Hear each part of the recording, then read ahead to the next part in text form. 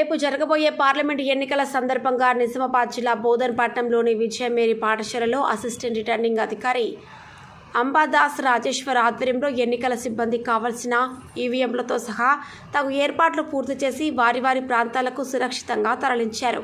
సందర్భంగా అంబాదాస్ రాజేశ్వర్ మాట్లాడుతూ బోధన్ నియోజకవర్గ పరిధిలో 246 పోలింగ్ కేంద్రాలు ఉన్నాయని, వాటిని 24 సెక్టార్లుగా విభజించి అధికారులను, పోలింగ్ సిబ్బందిని వారి ప్రాంతాలకు తరలించినట్లు, పోలింగ్ కేంద్రాలలో కూడా మండల స్థాయి అధికారుల ద్వారా ఎన్నికల సిబ్బందికి కావలసిన సదుపాయాలు ఏర్పాటు చేయడం జరిగిందని, నియోజకవర్గంలోని మొత్తం ఓటర్లు 2,23,000 ఉన్నారని, అదేవిధంగా హోమ్ ఓటింగ్, బ్యాలెట్ ఓటింగ్ పూర్తయిందని, ప్రజలందరూ ప్రశాంతంగా తమ ఓటు హక్కును వినియోగించుకోవాలని తెలిపారు.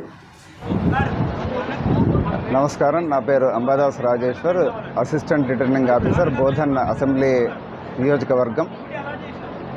మా నియోజకవర్గ పరిధిలో 246 పోలింగ్ కేంద్రాలు ఉన్నాయి.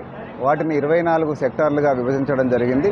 24 సెక్టార్లకు గాను 24 మంది సెక్టర్ ఆఫీసర్లని, రూట్ ఆఫీసర్లని అపాయింట్మెంట్ చేయడం జరిగింది. ప్రతి పోలింగ్ స్టేషన్కి మనకు 4 సిబ్బంది అవసరం. ఒక పీఓ, ఒక ఏపీఓ, 2 ఓపీఓలు అవసరం. ఆ లెక్కన మనకి 492 మంది పీఓ, ఏపీఓలు, తర్వాత 492 మంది అదర్ పోలింగ్ ఆఫీసర్స్, రిజర్వ్తో కలిపి దాదాపు 1,200 మంది ఎలక్షన్ సిబ్బందిని మనకు అలాట్ చేయడం జరిగింది.